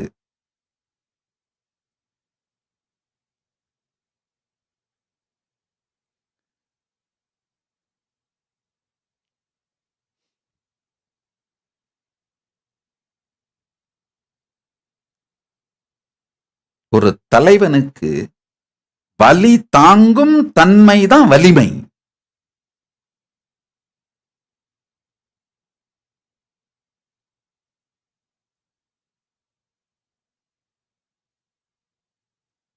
ஒரு மீடியாக்கர் லெவல்ல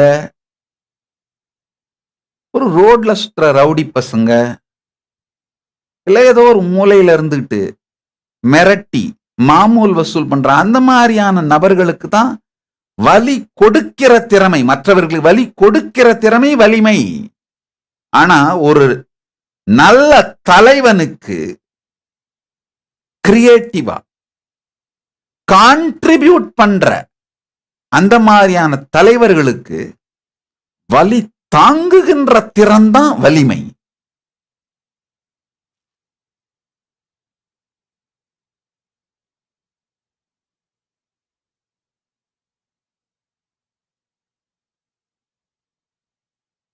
எனக்கு 44 வயசு தான் ஆகுதுங்கய்யா. நம்பர் தப்பா சொல்லிட்டேன்னா 44 கரெக்ட் தான் நினைக்கிறேன். 78ல பிறந்தேன். 44 வயசு தான் ஆகுதுன்னு நினைக்கிறேன்.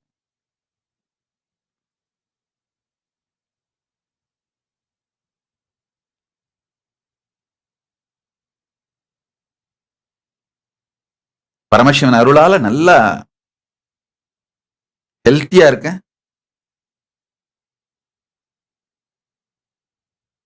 நிறைய பேரு செத்து போயிட்டேன் வீடியோ போட்டிருக்காங்க போல இருக்கு. நான் இன்னும் எல்லாத்தையும் பார்த்து முடிக்கல.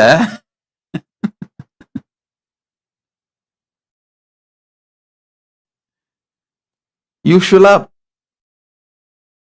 கொஞ்ச நேரம் தினந்தோறும் ஒதுக்கி இதுக்காக எல்லாத்தையும் எனக்கு பிரீஃப் பண்ணிடுவாங்க. என் சம்பந்தப்பட்ட என்னுடைய இன்ட்ரெஸ்ட் சம்பந்தப்பட்ட எல்லாம் எந்த இருந்தாலும் கிளிப்ஸ் எடுத்துட்டு வந்து எனக்கு காட்டிடுவாங்க.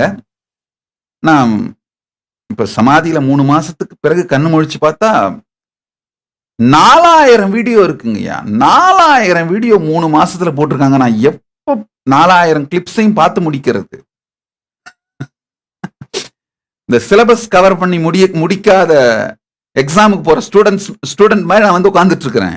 நான் அதெல்லாம் பார்த்து முடிக்கல. நான் எப்படி எல்லாத்துக்கும் பதில் சொல்றது, இல்ல ரியாக்ட் பண்றது, ரெஸ்பாண்ட் பண்றது? அதனால இந்த 3 மாசம் வீடியோ போட்ட எல்லாரும் மன்னித்துக் கொள்ளுங்கள். என்னால பார்க்க முடியல. அளவுக்கு மீறி போனதுனால ரஃபா எனக்கு பிரீஃப் மட்டும் பண்ணாங்க. சில இந்த மாதிரி இறந்து போயிட்டதால நியூஸ் போட்டிருக்காங்கன்னு. இப்ப எனக்கும் சந்தேகமா இருக்கு, உயிரோடு இருக்கனா இல்லையா. அதனால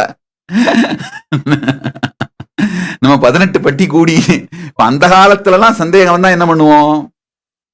இதனால் அறிவிப்பது என்னவென்றால், நம்ம அரசருக்கு ஏற்பட்டிருக்கும் தீராத சந்தேகத்தை தீர்க்கும் பாடலை எழுதி கொண்டு வரும் புலவருக்கு 1000 பொற்காசுகள் முரசறிஞ்சு வெளியிடுவாங்க. இந்த காலத்துல எந்த புலவரை நமக்கு தேடுறது? இந்த காலத்துல எந்த பிரச்சனைனாலும் பஞ்சாயத்து பண்ணி பைசல் பண்றது யூடியூப்ல சோசியல் மீடியால இருக்கவங்க தானே. அதனால அதாவது ரொம்ப முன்காலத்துல இந்த மாதிரி பாட்டு எழுதி கொண்டு வருகின்ற புலவர்களுக்கு பரிசுன்னு அனௌன்ஸ் பண்ணுவாங்க. கொஞ்சம் இந்த சில தலைமுறைகளுக்கு முன்னாடி ஊர் கூடி பஞ்சாயத்து பேசி 18 பட்டி கூடி பஞ்சாயத்து பேசி உண்மை எது அப்படின்னு முடிவு பண்ணுவாங்க. இப்பெல்லாம் மீடியா, சோசியல் மீடியா கூடி பேசி முடிவு பண்றது தானே. அதனால அப்புறம் ராமசாமி வரல, கோவிந்தசாமி வரலாம் சொல்லப்படாதப்பா.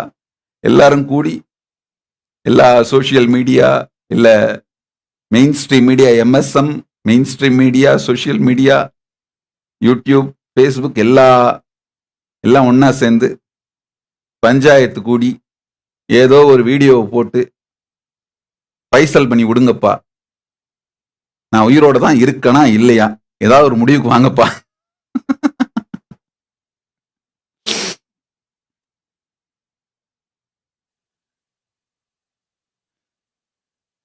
எப்படியோ எனக்கு வந்த சந்தேகத்தை தீர்த்து வைங்கப்பா, அவ்வளவுதான் எனக்கு.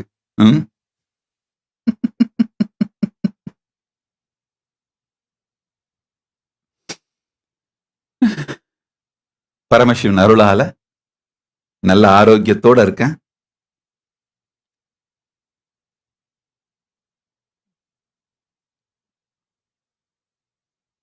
எந்த விதமான ஆரோக்கிய பிரச்சனையும் இல்லை. டாக்டருங்க ரொம்ப தரோவா ஸ்டடி பண்ணிட்டு சொல்லிட்டாங்க. எல்லா உள்ளுறுப்புகளும் 22 வயது ஆரோக்கியமான ஒரு இளைஞன் அந்த அளவுக்கு நல்லா இயங்குது அப்படின்னும் எந்த பிரச்சனையும் இல்லை அப்படின்னு சொல்லிட்டாங்க.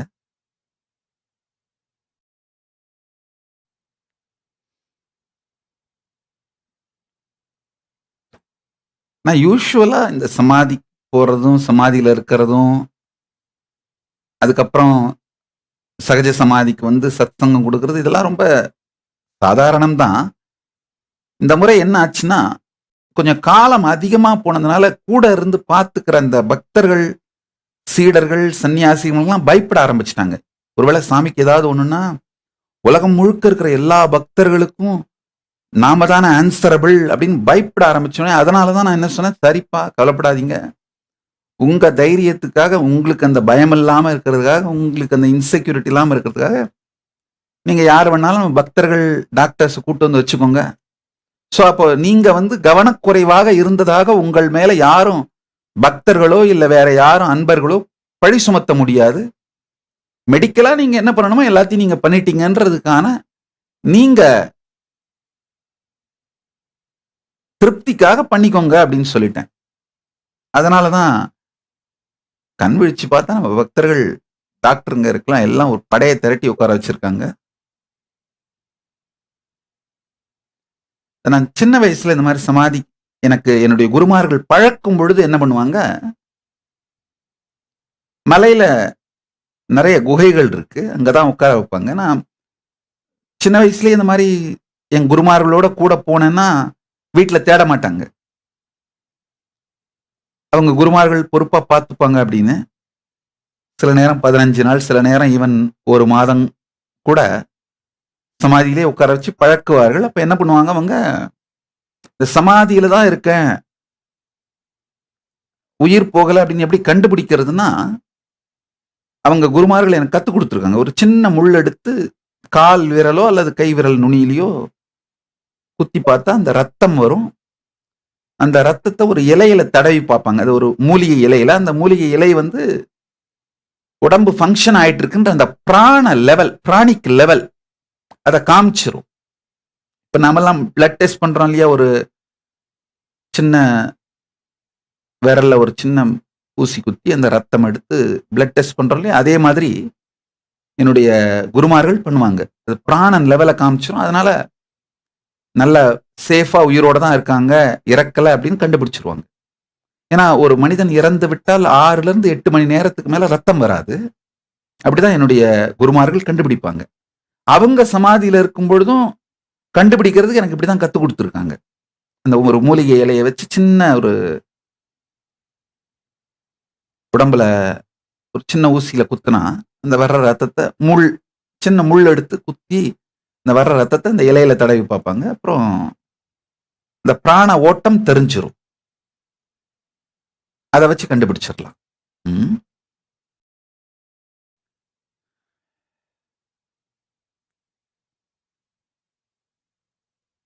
நம்முடைய முன்னோர்கள் இந்த அறிவியல்ல மிகப்பெரிய கரை கண்டவர்கள்.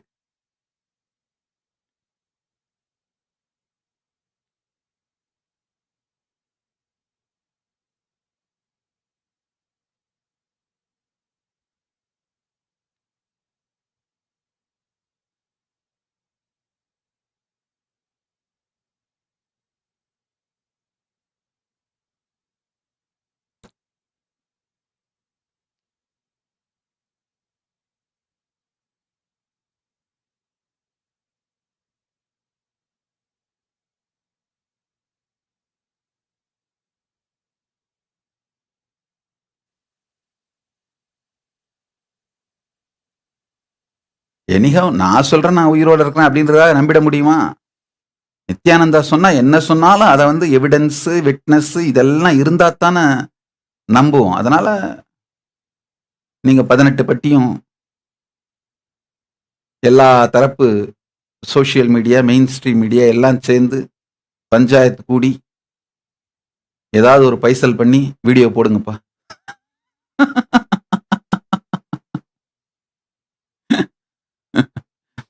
ஒரு பைசல் பண்ணி விடுங்கப்பா. அவ்வளவுதான்.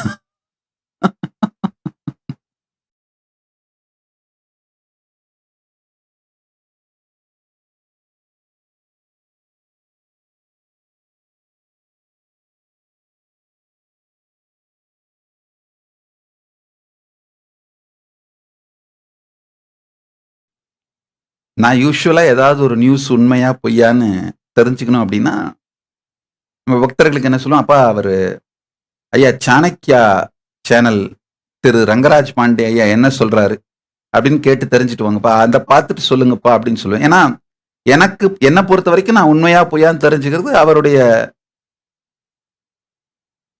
சேனல் தான் பார்த்துட்டு முடிவு பண்ண சொல்லுவேன். ஒருவேளை ஏதாவது ஒரு இஷ்யூ வந்து அவரு நியூஸ் போடல அப்படின்னா, அத பத்தி நம்ம தெரிஞ்சுக்கணும்னு அவசியம் இல்ல விட்டுருப்பா. அந்த அளவுக்கு அது முக்கியத்துவமான விஷயமா இருக்காது அப்படின்னு சொல்லிடுவேன். இப்ப நானே உயிரோட இருக்கேனா இல்லையான்னு தெரிஞ்சுக்கனா என்ன பண்றது?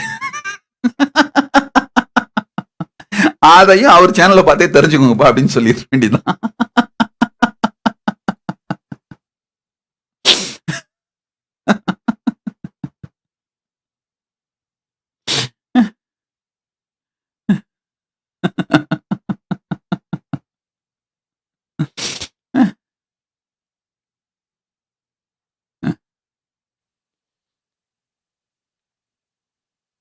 நல்லது. நெறைய திருப்பணிகள் இருக்கு. செய்ய வேண்டிய திருப்பணிகள். இந்த 4 மாதம் சாதுர்மாஸ்யம். என்னுடைய 42வது சாதுர்மாஸ்யம். 3 வயசுல எனக்கு என்னுடைய குருமார்கள் மடியில உட்கார வச்சு,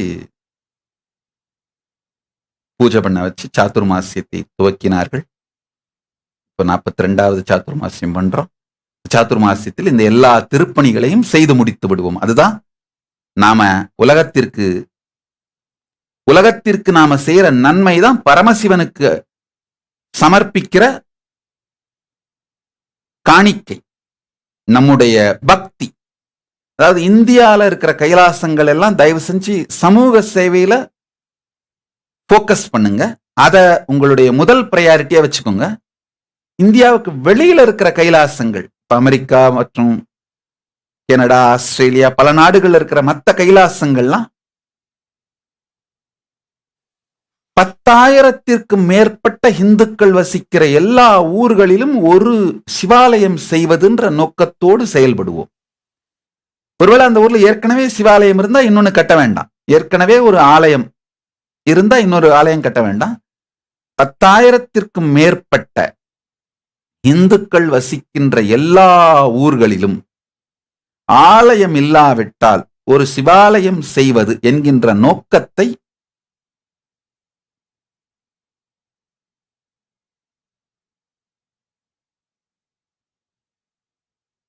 இந்தியாவிற்கு வெளியில் இருக்கின்ற எல்லா கைலாசங்களையும் இந்த 4 மாதங்களில்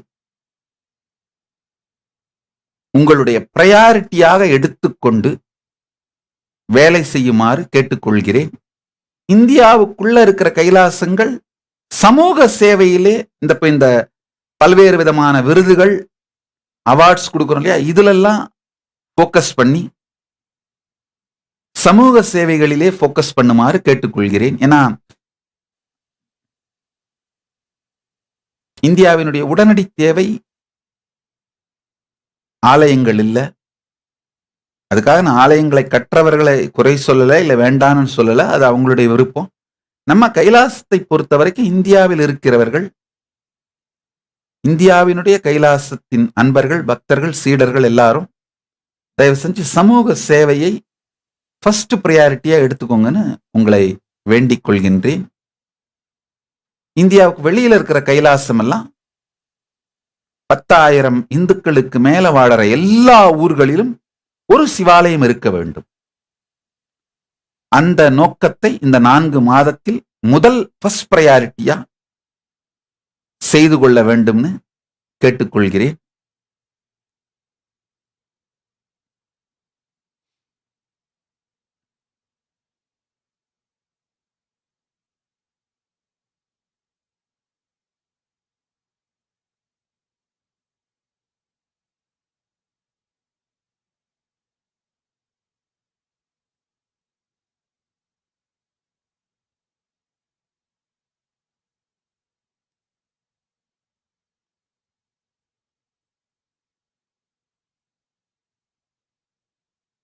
இன்னொரு ப்ராஜெக்ட் ஒன்று பண்ணிட்டு இருக்கிறோம், மைக்ரோ ஃபைனான்சிங்னு. அதுக்கான லீகல் ஸ்ட்ரக்சர் பண்ணி முடிக்கல. அதுக்கான இப்பதான் லீகல் ஒப்பீனியன் ஸ்ட்ரக்சர் எல்லாம் வந்துட்டு இருக்கு. வந்த பிறகு ஒரு மேபி ஒரு மாதத்திற்குள் அதை சட்டப்பூர்வமான ஒரு முழு வடிவம் கொடுத்து விட்டு அனௌன்ஸ் பண்றேன். அதோட நோக்கம் என்னன்னா, உலகம் முழுக்க இருக்கிற இந்துக்கள், இந்த சிறு குறு தொழிலில் ஈடுபடுபவர்களுக்கு வட்டி இல்லாத கடன் கொடுக்கின்ற ஒரு அமைப்பு. இந்து மதம் சார்ந்து எந்த சேவை பண்றவங்களுக்கும், இந்த கோவில் வெளியில பூ கட்டி விற்கிறவங்க, இல்ல கோவில் பிரசாத ஸ்டால்ங்க நடத்துறவங்க, கோவிலை சார்ந்து தங்களுடைய வாழ்வாதாரத்தை வைத்துக் கொள்ளுகின்ற கோயில் பெருங்குடி மக்கள், நல்லா தெரிஞ்சுக்கோங்கயா, கோயிலை ஒட்டி கடை வைத்து அவர்களுடைய வாழ்வாதாரத்தை நடத்துகிறவர்கள் கூட பெருமானுக்கு சேவை செய்பவர்களே. காரணம் என்னன்னா, அவங்கெல்லாம் அங்க இருக்கிறதுனாலதான் கோவில் உயிரோடு இருக்கின்றது. கோவில் பெருங்குடிகள்னு ஒரு 18 குரூப் கோவில்ல பூஜை புனஸ்காரங்கள் செய்து திருமேனி தீண்டுகின்ற சிவாச்சாரியார்கள் அவங்க, அடுத்து கோவிலை நடத்துகின்ற மணியம் பார்க்கிறவங்க, அடுத்து நான் திருவண்ணாமலை ஸ்ட்ரக்சரை சொல்றேன், எனக்கு திருவண்ணாமலை தான் தெரியும் நல்லா. அதனால இப்போ மலை மேல தீபமேத்திர நாட்டார் குலத்தவர்கள், அவங்க கோவில் குடி, கோவிலை சுத்தியே அவங்களுக்கும் வீடு இருக்கும். அதே மாதிரி தேர் புறப்படும் பொழுது பின்பக்கம் கட்ட போடுற அந்த குடிமக்கள், அவர்கள் எல்லாம் இந்த மாதிரி 18 குடி சேர்ந்ததுதான் கோவில் பெருங்குடி. நிச்சயமா கோவிலை சுற்றி கடை நடத்துபவர்கள் அவர்களுடைய வாழ்வாதாரத்திற்காக அவர்கள் செய்தாலும் அவர்கள் எல்லோரும் கூட கோவில் பெருங்குடி மக்களே. அதனால இந்த மாதிரி இந்த கோவில் பெருங்குடி மக்கள் எல்லாருக்கும் வட்டி இல்லாத கடன் வழங்குகின்ற ஒரு திட்டம் அமைப்பு பண்ணிட்டு இருக்கிறோம். அது ஒரு இன்டர்நேஷனலா இன்வால்வ்டு லீகல் ஸ்ட்ரக்சர், மைக்ரோ ஃபைனான்சிங்னு. அதை இன்னும் எங்களுக்கு ஒரு மாதம் தேவைப்படும். அதை லீகல் ஸ்ட்ரக்சரை பண்ணி முடிச்சுட்டு அனௌன்ஸ் பண்றேன்.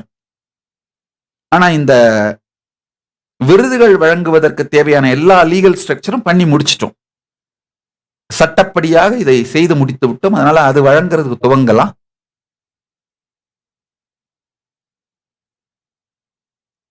இதை பார்க்கின்ற பொதுமக்கள், அன்பர்கள், வேறு ஏதாவது விதத்தில் கைலாசம் இந்துக்களுக்கு சேவை பண்ண முடியும்னு நீங்க நினைச்சீங்கன்னா உங்களுடைய சஜஷன்ஸை இந்த kailasa.org இமெயிலுக்கு அனுப்பலாம். நிச்சயமாக அந்தந்த கைலாசங்களை நடத்துகின்ற அன்பர்கள், சீடர்கள், சன்னியாசிகள் அந்த சஜஷன்ஸை கட்டாயமா யூஸ் பண்ணுவாங்க.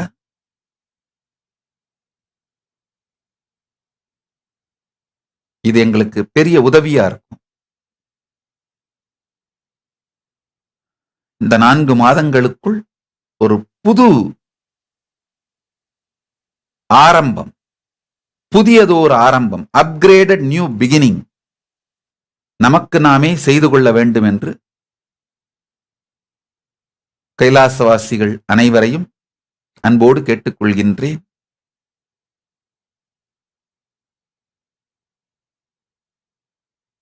மீண்டும் அடுத்தடுத்து சத்சங்கங்களுக்கு தொடர்ந்து வர துவங்குகின்றேன்.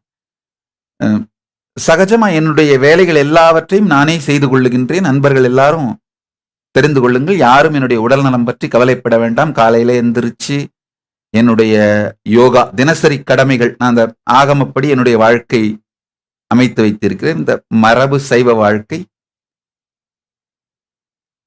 எப்பவுமே சொல்வேன், நிர்விகல்ப சமாதியில இருக்கும்போது தான் நானும் பரமசிவனும் ஒன்று அப்படிங்கிற உணர்வுல இருப்போம். சவிகல்ப சமாதி, அடுத்த நிலை சமாதியில பரமசிவ பரம்பொருளுடைய பாகம் நாம், அவருடைய எக்ஸ்டென்ஷன் நாம் அப்படிங்கிற நினைவுல இருப்போம், உணர்வுல. சகஜ சமாதியில அவர் அம்மையப்பன், நாம் அவருடைய பிள்ளை அப்படிங்கிற நினைவுல இருப்போம். சோ சகஜ சமாதியில பாத்தீங்கன்னா என்னுடைய வாழ்க்கை மரபு சைவ வாழ்க்கை. காலையில எந்திரிச்ச உடனே திருநீர் பூசி, அப்படிதான் ஆகமப்படிதான், ஆகமம் சொல்ற வாழ்க்கை முறைப்படிதான் எந்திரிப்பேன். அதுல ஆகமத்தில், காமிக ஆகமத்துல சொல்லியிருக்க மாதிரிதான் பல் துலக்கிறதுல இருந்து தன்னை தூய்மைப்படுத்திக்கிறது வரைக்கும் எல்லாம் அதே ப்ரொசீஜர் ஃபாலோ பண்ணுவேன். மண்ணால தன்னை தூய்மைப்படுத்திக்கணும்னு சொல்லுவாங்க. அதனால இந்த கங்கை மண் கலந்த சோப்பு கட்டி தான் உபயோகப்படுத்துவேன். அதுக்காக ஸ்பெஷலா பண்ணி வச்சிருக்கோம். அப்புறம் அந்த வள்ளலார் சொல்ற கரிசலாங்கண்ணி வைத்து பித்தம், கபம் இவைகளை எல்லாம் கிளீன் பண்ணிடுவோம். என்னுடைய தினசரி கடமைகளை நானே பார்த்து கொள்ளுகின்றேன். என்னுடைய ஒருவேளை உணவு வாழ்க்கை முறைக்கு வந்து விட்டேன். இப்போ தினம்தோறும் ஒருவேளை நல்லா சாப்பிடுறேன். யூஸ்வலா ஒருவேளை உணவு வாழ்க்கை முறை தான் அது. நல்லா சாப்பிடுறேன். ஹெல்த் நல்லா இருக்கு. நீங்க யாரும் பக்தர்கள் யாரும் பயப்பட வேண்டாம். நான் உயிரோட இருக்கனா இல்லையான்றது மட்டும் தான் சந்தேகமா இருக்கு. அது நம்முடைய யூடியூப் பெருங்குடி மக்கள் 18 பட்டியும் கூடி பஞ்சாயத்து பண்ணி சில நாட்கள்ல இந்த பஞ்சாயத்தை பைசல் பண்ணுவாங்க. மற்றபடி நான் ஆரோக்கியத்தோடு இருக்கின்றேன். என்னுடைய பூஜைகளை எல்லாம் தொடர்ந்து பண்றேன். இந்த சாத்துர்மாசிய பூஜை ரொம்ப நேர பூஜை. அதனாலதான் தொடர்ந்து தினந்தோறும் சத் சங்கத்துக்கு வராம இருந்தேன். இப்போ அந்த ரொம்ப நேர பூஜையும் பண்ணி சத் சங்கத்துக்கும் வரக்கூடிய அளவிற்கு நன்றாக இருக்கிறேன். அதனால இதுக்கு மேல தொடர்ந்து தினம் சத் சங்கத்துக்கு வர்றதுக்கு முயற்சி பண்றேன். குறைந்தபட்சம் வந்து ஒரு மணி நேரம் 2 மணி நேரம் உங்களோட ஜஸ்ட் டைம் ஸ்பெண்ட் பண்ணிட்டு பக்தர்களை பார்த்து பேசி உறவாடி விட்டு செல்வதற்காவது வரேன். நல்லது. நீங்கள் எல்லோரும் நித்யானந்தத்தில் நிறைந்து நித்யானந்தத்தில் மலர்ந்து நித்யானந்தமாகிட ஆசீர்வதித்து முடிக்கின்றேன். நன்றி. ஆனந்தமாக இருங்கள்.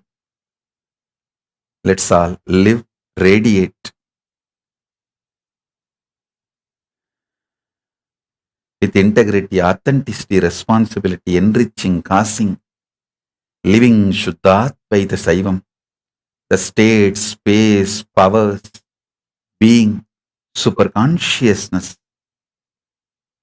and Maha Kailasa of Paramashiva. Paramashivoham, Om Nityananda Paramashivoham. The eternal bliss, Nityananda. Thank you. Be blissful.